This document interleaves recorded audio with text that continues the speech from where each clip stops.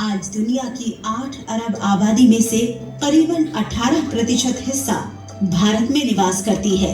उनकी खाद्य सुरक्षा की जिम्मेदारी भारतीय खाद्य निगम बखूबी निभा रहा है। भोजन के अधिकार को जिम्मेदारी के साथ निभाते हुए प्रधानमंत्री गरीब कल्याण अन्न योजना के तहत भारतीय खाद्य निगम न केवल 81 करोड़ लोगों को मुफ्त राशन मुहैया करा रहा है, बल्कि बाजार में कमी होने पर खाद्यान्नों की कीमत का संतुलन भी कर रहा है।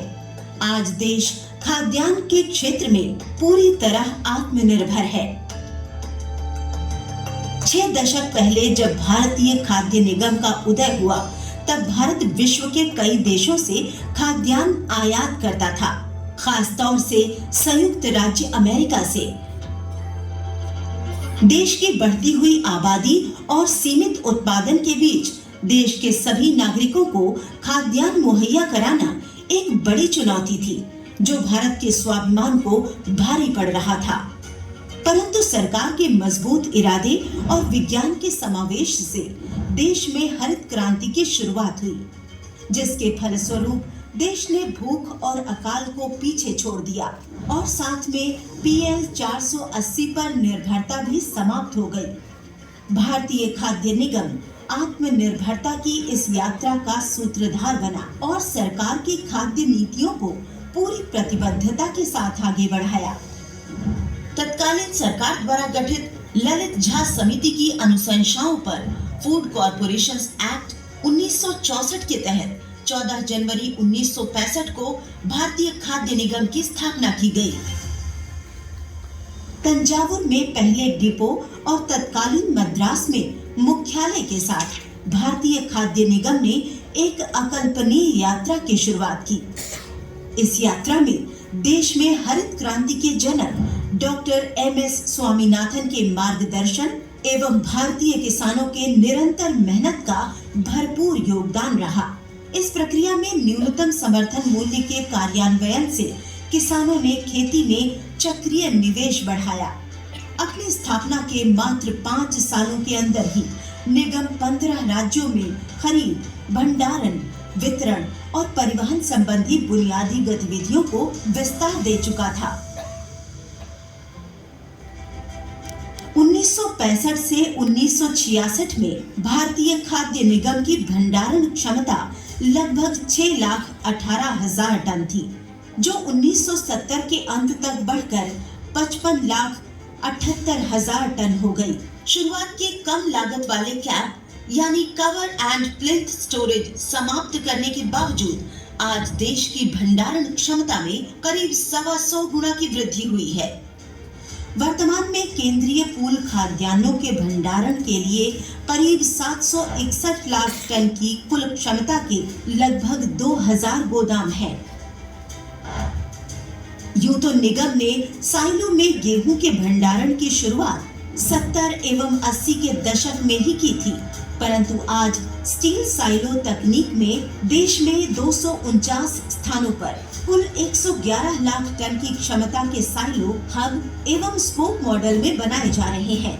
हब के लिए 25 लाख टन और स्पोक के लिए 86 लाख टन की क्षमता के साइलो बनने हैं। अभी तक 15 लाख टन क्षमता के साइलो बन चुके हैं। बढ़ती खरीद ने देश की आत्मनिर्भरता को बढ़ावा दिया। भंडारण क्षमता में ये विकास खरीद के विस्तार के लिए काफी सहायक सिद्ध हुआ। जहां स्थापना वर्ष में निगम ने किसानों से 13 लाख टन खाद्यान्न खरीदे थे, वहीं 2022-2023 में निगम ने करीब 752 लाख टन धान और 262 लाख टन गेहूं की खरीद की। इससे लगभग 1 करोड़ 25 लाख किसानों को सीधे फायदा पहुंचा। सार्वजनिक वितरण प्रणाली यानी PDS को मजबूत करने में भारतीय खाद्य निगम की बड़ी भूमिका रही है। 1965 में लगभग 18 लाख टन खाद्यान्न वितरित किया गया था, जो कि अब सभी योजनाओं के लिए लगभग 700 लाख टन हो गया है। सरकार की नीतियों के अनुरूप PDS का स्वरूप बदलता रहा, जिसे भारतीय खाद्य निगम ने पूरी प्रतिबद्धता से लागू किया। वर्ष 2013 में राष्ट्रीय खाद्य सुरक्षा अधिनियम आया, जिसने खाद्य सुरक्षा को कल्याण से अधिकार के दायरे में लाया। इस अधिनियम के तहत चलाई जा रही प्रधानमंत्री गरीब कल्याण अन्न योजना को निगम सफलतापूर्वक लागू करते हुए देश के 81 करोड़ लोगों की खाद्य सुरक्षा सुनिश्चित कर रहा है। खाद्य सुरक्षा की अंतिम कड़ी खाद्यान्नों का वितरण है। अनाज से भरी हर एक बोरी अपने अंतिम लक्ष्य तक पहुंचने से पहले रेल और सड़क मार्ग से औसतन 1200 किलोमीटर की दूरी तय करती है। निगम बोरियों की इस यात्रा को परिचालन के जरिए बखूबी अंजाम देता है।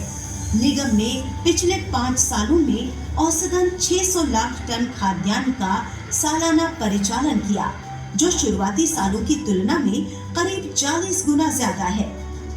आज निगम प्रतिदिन औसतन 60 रेलवे रैकों में 32 से 33 लाख बोरियों का परिचालन करता है।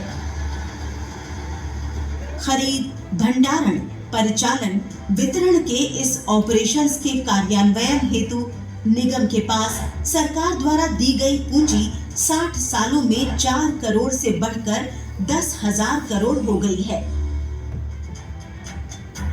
हाल की कोरोना महामारी का समय सबसे चुनौतीपूर्ण दौर था। इस दौरान भारतीय खाद्य निगम के कर्मियों ने अपनी जान की परवाह किए बिना हर घर दुगुना राशन पहुंचाने का अभूतपूर्व कार्य किया।